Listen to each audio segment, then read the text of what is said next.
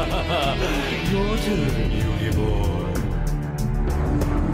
What is up, guys? This is Lintheo, coming at you with a discussion video today about Konami and its interaction with the Forbidden Unlimited list and how they are maybe a little too slow with how they bring cards off it. So one of the cards that we have most recently had unbanned is Snatch Steal. And Snatch Steal is one of those very few cards, in my opinion, that will never really become power creeped. And what I mean by that is it will never stop being potent in the way of its power. Its power level is always going to be crazy. Taking one of your opponent's monsters and being able to do anything with it is always going to be good.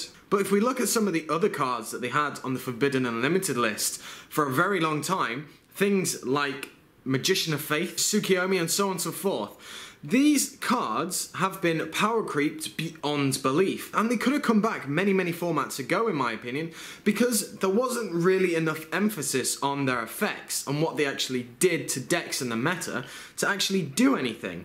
Now, Tsukiyomi, flipping something face down, for example, is a good card, but at the end of the day, you're wasting your normal summon on a Book of Moon effect while Book of Moon is still around, and that's kind of it. If you don't have any follow-up play, then it kind of ruins it. The reason why Tsukiyomi was banned back in the day was because of the GOAT format, and the GOAT format is still one that's very popular, people like to play in now. It was the whole thing of Thousand Eyes Restrict and taking cards and Tsukiyomi bouncing back down, so on and so forth. It was just a really easy way to clear monsters, to get rid of things, and so on and so forth. Magician of Faith was also there because it would recycle some of the most crazy cards in the game. Now, Magician of Faith can still recycle, for example, Raigeki, and can still recycle Snatch Steal, but you'll never see it happening because the game is just too fast for flip effects. It is a big waste of your turn to set one card face down, and that is it. Because, as I said, the game is way too fast now. Back then it was very slow, it was very controlling, hence GOAT control, and it was just a lot slower. Nowadays it's completely off the wall in speed. If we look at the Forbidden list now, there are a lot of cards on there that I think could come back, and I'm just not really sure why Konami don't actually run the risk and say, hey, let's just give it a go. They seem to be quite slow with different cards they're bringing back, and also with archetypes. Now, if we look at Gladiator Beast, for example, one of their cards has been on there for God knows how long. Bestiari has been on there for so long. And the question remains, why isn't that card at 3? Now, I'm sure Konami have some form of reasoning behind it. They always will, because there's a reason why it's there. I highly doubt it's on there because they've forgotten about it. But if we look at Gladiator Beasts, I just don't feel that they actually have any power. And even if they were at full strength, to actually compete against the meta nowadays. When I saw the Forbidden list was going to 3 times every year, I thought, hey, Konami are actually going to, you know, start experimenting with cards and bringing them back. And to an essence they have with Snatch Steal. I feel that Snatch Steal is here to be tested, because I don't fully feel that the people there, R&D or whoever and whatever, said that Snatch Steal is a completely balanced card now.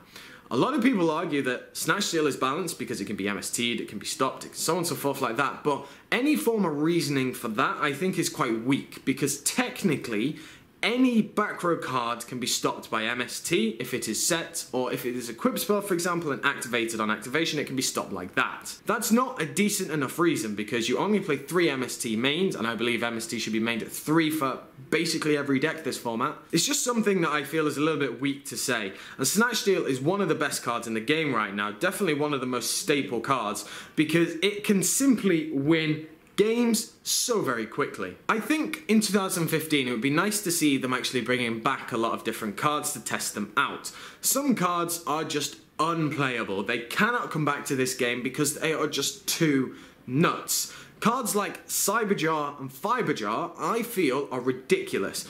Cyberjar because it promotes just some ridiculous things happening, and Fiberjar because, just think, you're playing around, you're 20 minutes into the game, you attack Fiberjar, dual resets, you're on game 1.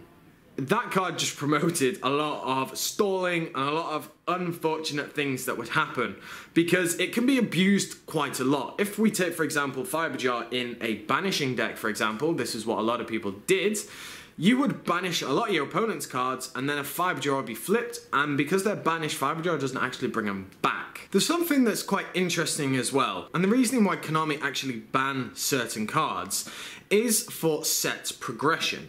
Now, if we look at the Pot archetype, we have Pot of Duality, we have Pot of Avarice, and we have Pot of Greed, and now the new one, Pot of Secrets, I do believe. Pot of Avarice was a very strong card. Selecting 5 monsters in your graveyard and putting them back into position, then drawing 2 was always a really good effect. Then they released Pot of Dichotomy, which was a very, very nerfed version of Pot of Avarice. Before Pot of Dichotomy was released, Avarice was still large in the game. But I kind of had this feeling that why would anyone play Dichotomy when Avarice is legal?